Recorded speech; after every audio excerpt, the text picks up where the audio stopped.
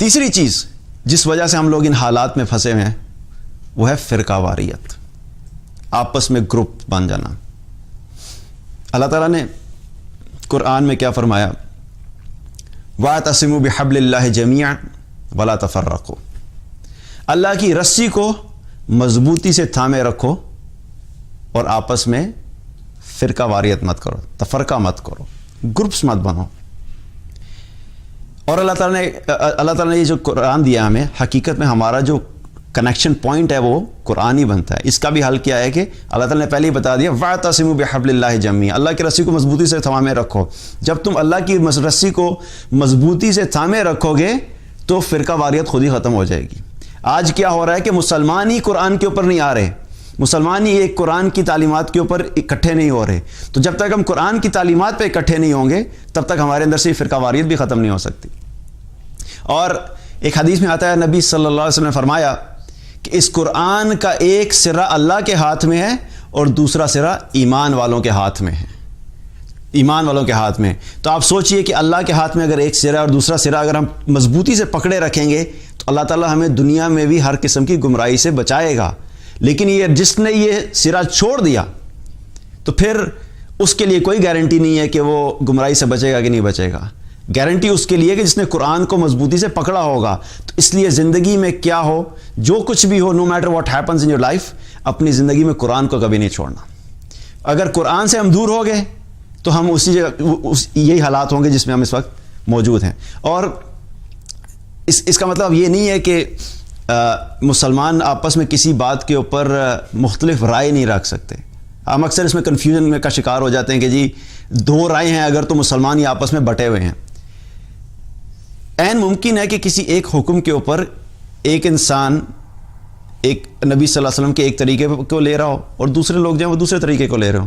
اگر دونوں چیزیں سنت سے ثابت ہیں تو اس میں کوئی حرج کی بات نہیں ہے کہ کوئی ایک طریقہ لے رہا ہے اور کوئی دوسرا طریقہ لے رہا ہے، لیکن اس کی بنیاد کے اوپر ایک دوسرے سے نفرت نہیں کرنی، ایک دوسرے کو حقیر نہیں سمجھنا، ایک دوسرے کو نیچا نہیں دکھانا، اپنے آپ کو ٹھیک سمجھ کے دوسرے کو غلط سمجھنا، یہ چیز ہم نے نہیں کرنی۔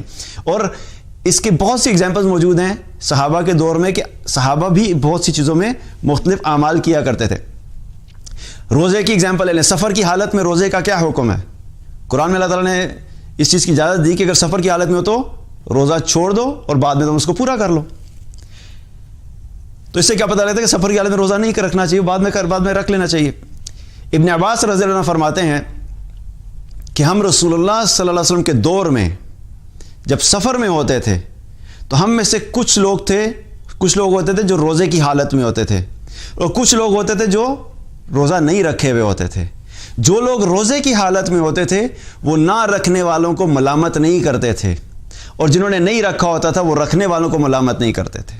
سبحان اللہ، دو مختلف اعمال ایک ہی جگہ پہ چل رہے ہیں، لیکن یہ گروپ یا یہ لوگ جو اس چیز کو فالو کر رہے ہیں وہ دوسرے گروپ کو لعن طعن نہیں کر رہے، برا بھلا نہیں کہہ رہے، گمراہ نہیں کہہ رہے، ان سے نفرت نہیں کر رہے، اور اپنے گروپ میں پولیٹکس چلا کے دوسرے گروپ کے خلاف جو ہے نفرتیں نہیں پھیلا رہے۔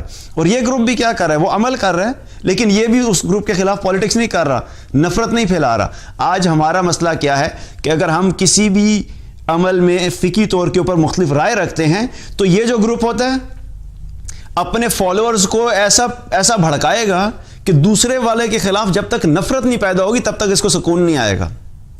یا یہ دوسری طرف یہ والا گروپ اس ڈیفنس میں اتنا آگے چلا جائے گا کہ جب تک یہ اپنے لوگوں میں نفرت نہیں پھیلائے گا اس کو بھی سکون نہیں آئے گا۔ اور الٹیمیٹلی ہو کیا رہا ہے؟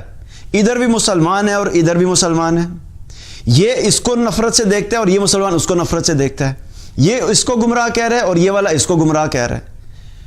ہمیں اپنے آپ کو اس چیز سے نکالنا ہوگا۔ اگر کسی کی مختلف رائے ہے تو آپ اپنی رائے اس کے سامنے رکھ دیجئے، دیٹس اٹ۔ لڑائی جھگڑا کرنا، دوسرے کے اوپر فتوی بازی کرنا اور غصہ کرنا، نفرت کرنا، اشتعال پھیرانا لوگوں کو، یہ سب چیزیں اسلام میں منع ہے، ہمیں اس چیز سے بچنا ہے۔ آج اسی وجہ سے ہم لوگ کیا ہے کہ اس فرقہ واریت کا شکار ہے کہ ہمارے اندر ایک تو علم کی کمی، دوسرا صبر کوئی نہیں، کیونکہ ہماری رائے کے خلاف جب کوئی چیز جاتی ہے تو ہمیں ویسے ہی ہضم نہیں ہوتی۔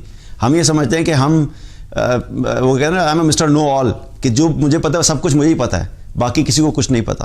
تو ہمیں اس سے نکلنے کے لیے بھی کیا ہے کہ ہمیں اس ڈسکشن میں نہیں پڑھنا، نفرت نہیں پھیلانی، کبھی کسی مسلمان کو دوسرے مسلمان کے خلاف بھڑکانا نہیں ہے. ایک چیز آپ یاد رکھو, آپ کو بہت سے لوگ ملیں گے جو ظاہری طور پہ دیندار نظر آئیں گے, آپ کو لیکچر دیتے ہوئے نظر آئیں گے, حلیہ بھی دیندار ہوگا, داڑھی بھی رکھی ہوئی ہے, ٹوپی پہنی ہوئی ہے, امامہ پہنا ہوا ہے, اور سنت کی بڑے بڑے دعوے چل رہے ہیں, لیکن حقیقت میں آپ لیکچر سنیں گے تو لیکچر سننے کے بعد آپ کے اندر فیلنگ کیا ہوگی؟ آپ کو یوں لگے گا کہ بس باقی لوگ سارے کیا ہیں؟ گمراہ ہیں, لیکن ہے مسلمان لیکن گمراہ ہے.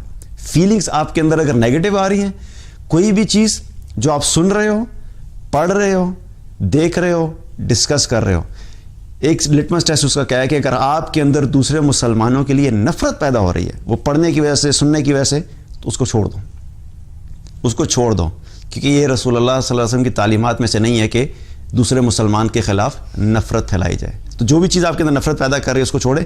جب ہم اس نفرت کو ختم کریں گے تو آہستہ آہستہ ہم پازیٹیوٹی کی طرف جائیں گے. آپ کی پرسنالٹی پہ آپ جو بھی چیز سنتے ہیں اس کا ایک اثر ہوتا ہے. جب ہم نیگیٹو چیزیں سنیں گے تو ہمارے اندر نیگیٹو چیزیں ہی پھیلیں گی. تو نفرت والی چیزوں کو سننا بند کریں گے تو تب ہمارے اندر ایک مثبت اور پازیٹیو سوچ آئے گی. پھر اس کا ایفیکٹ جو ہوتا ہے پھر آپ کو معاشرے میں نظر آنا شروع ہوتا ہے. لیکن اگین یہ کیا ہوگا؟ یہ اچانک نہیں ہو جائے گا. ہمیں اپنی پرسنالٹیز کو بہتر کریں گے. اس جنریشن میں ہم کام کریں گے تو انشاءاللہ اس مائنڈ سیٹ کو ہم چینج کریں گے تو ہو سکتا ہے کہ اگلی جنریشن میں ہمیں اس کے اثرات نظر آنا شروع ہو جائیں. تو تیسری چیز کیا ہوئی کہ فرقہ واریت جس سے ہمیں بچنا ہے.